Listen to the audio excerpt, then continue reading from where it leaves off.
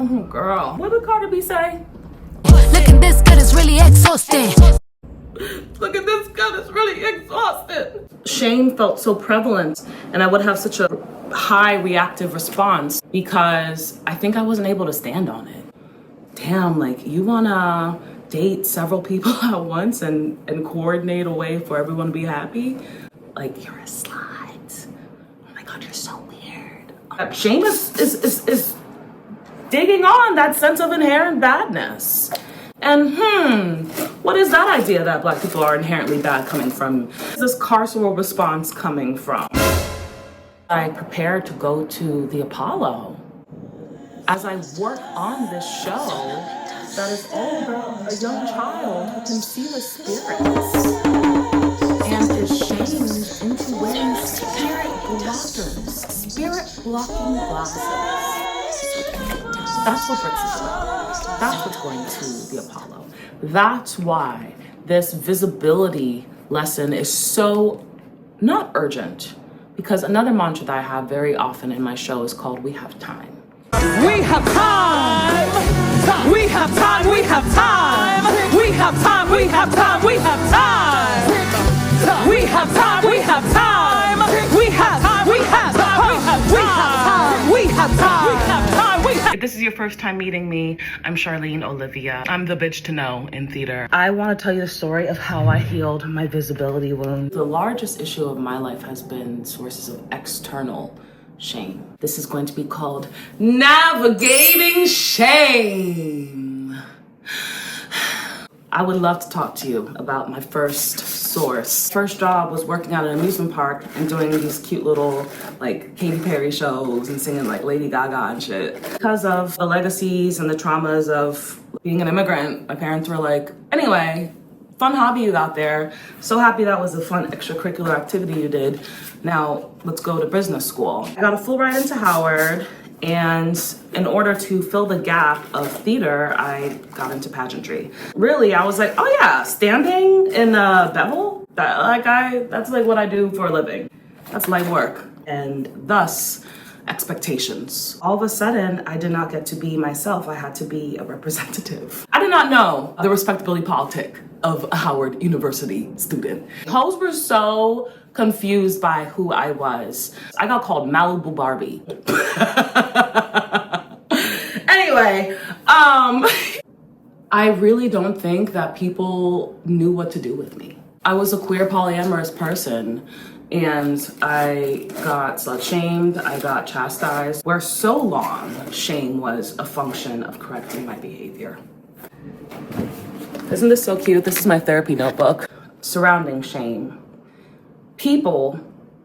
Other people have named my standard continuously and reminded me when I was above or below it.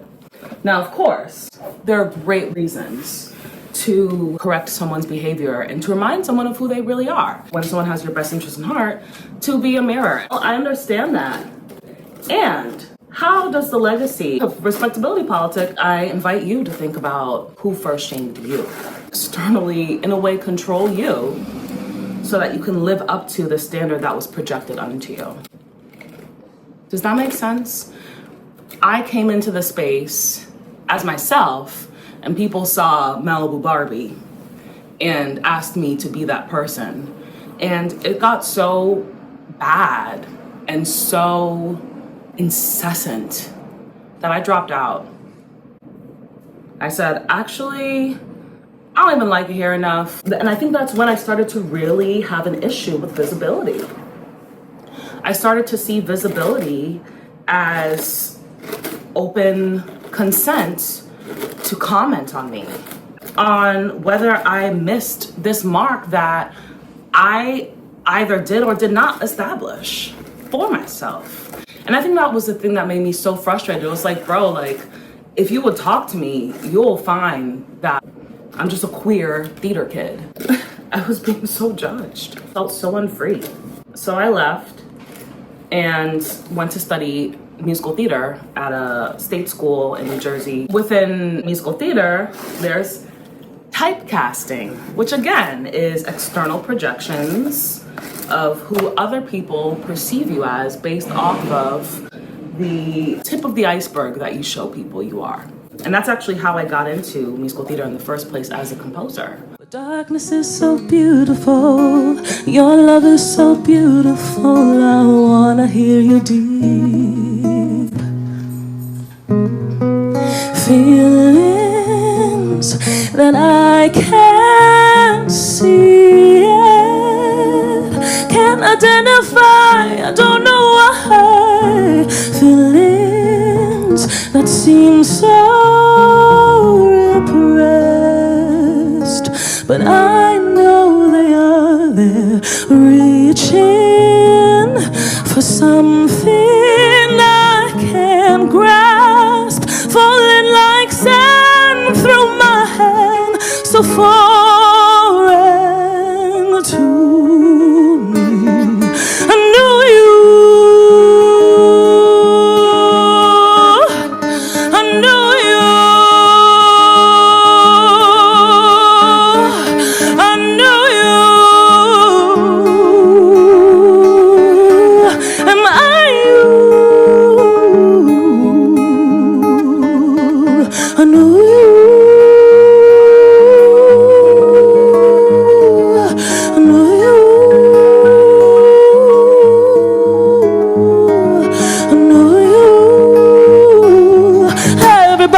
Plays the fool sometime,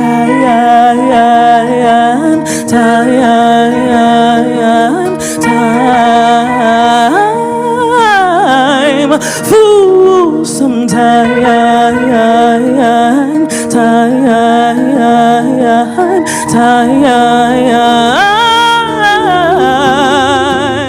So, I'm not just sitting here venting and talking. I want to talk about visibility. I want to talk about shame.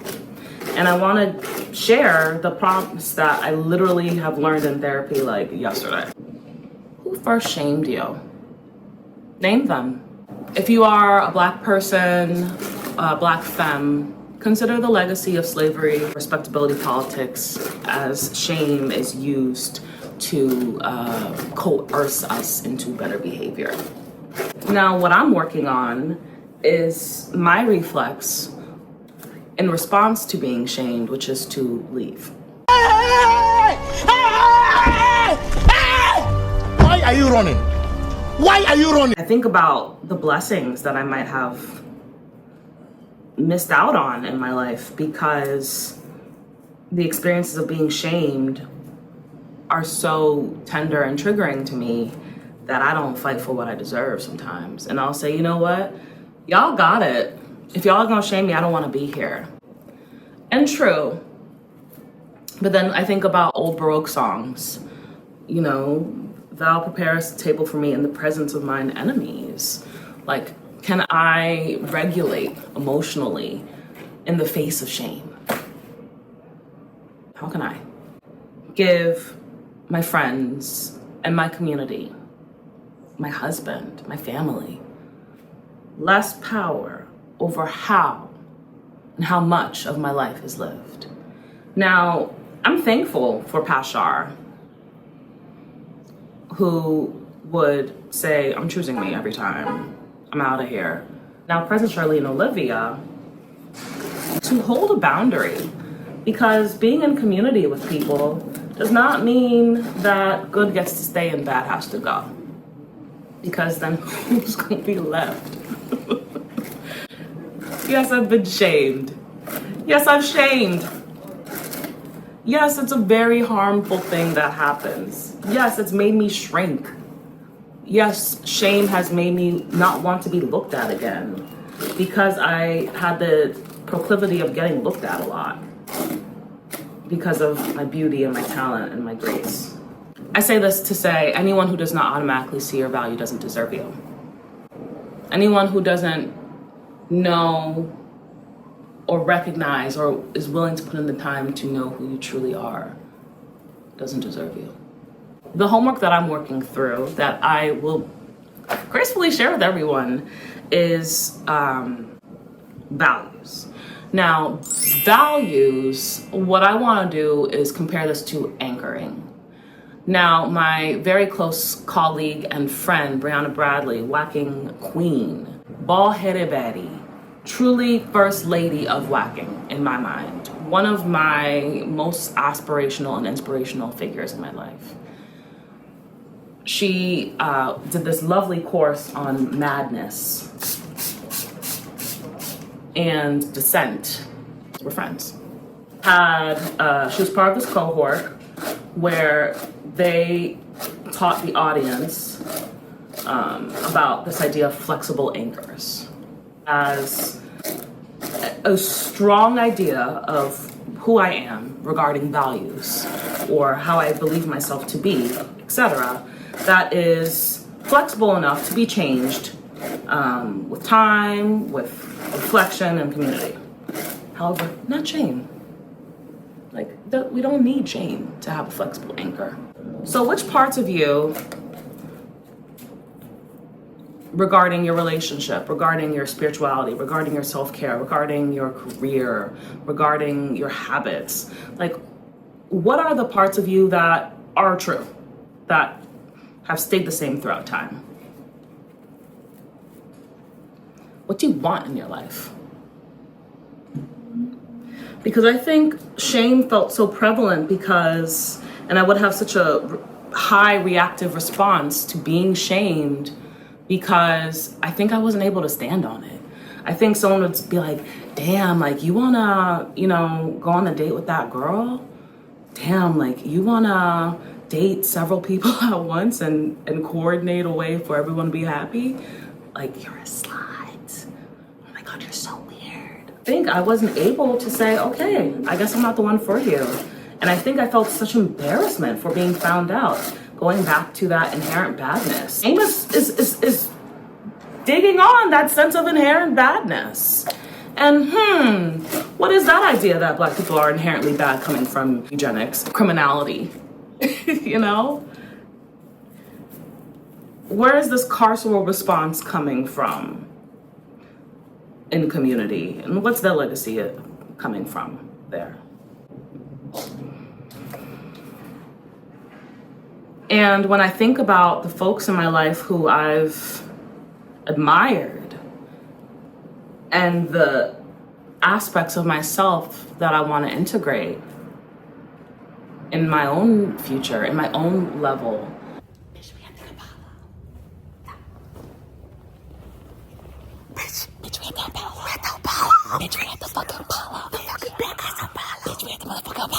work on this show that is all about a young child who can see the spirits and is shamed into wearing spirit blockers. Decided on and spirits no more. Not quite gone, but we'll ignore. Now they're just the folks sleeping on stairs, just walk past. Like they're not there. Being seen no more. Don't even think. Don't even think. Go ahead and close that door. Power of peace.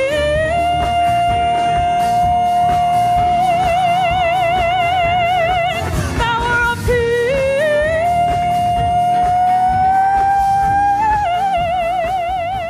Come on. That is why this work feels so pure and heart to me. Because my art is always an energy source. My art is very often an altar with which I mule over my own experiences. Mushroom Kingdom of Ezili was Ezili Freda, and I definitely see Bricks as Ezili Danto. Ezili Danto, who protects lesbians, who is dark-skinned, who is a warrior, but is a master healer of pain, and who transmutes that pain. So I leave this video, hair half done, shamelessly. I'm gonna dip it in some hot water. I'm on my way. Who are the beacons in my life who inspired me to move in this life without shame? How is that a mirror to my own sense of shamelessness? Now, of course, yes, shame, like many other emotions, protect us. We should shame pedophiles. We should shame policemen. We should shame people who work for ICE. okay? We should shame khakis, right? But your truth? I won't shame khakis. Go wear your khakis. What are the forces with flexible anchors? What are the forces that I can ground myself with that allow me to move through rougher waters in other places? For me, I feel super grounded in my marriage. I feel super grounded in my politic. I feel super grounded in my beauty and beauty routines. I feel super grounded in stretching and wellness and in prayer. And I feel like those things allow me to stabilize in the core of who I am and to, one, find grace and forgiveness in the shame that I've experienced. From Howard to child last week, my friends were like, now why would you do that? And I said, well, because I wanted to, and I thought it was a good idea, and I really thought, And my friends who love me shamed me. And that's okay. I know it came from a good place, and I'm working through the reflex of not running away. I'm working through the reflex of not dropping out of Brooklyn and going to Detroit or something, you know? I'm working on saying, no, I know who I am. And you know what? Sure, that was humiliating. This was embarrassing. But I did it out loud. I brought my truth into the light, and I'm not embarrassed. So anyway, thank you for watching this far. My name is Charlene Olivia. If you don't know me, you may know me now as a musical theater composer, playwright, dramaturg, director. I have a Substack where I'll probably be posting this on. And if you'd like to learn more about my journey to the Apollo, as I deal with my visibility wounds, as this follows a story of visibility and the child allowing themselves to see the spirits and to release the embarrassment and guilt and shame of having that spiritual gift that they inherited, the shame that they inherited, but the gift that they inherited at the same time, you can just go and follow me. We'll be at the Apollo in October. I'll see you there.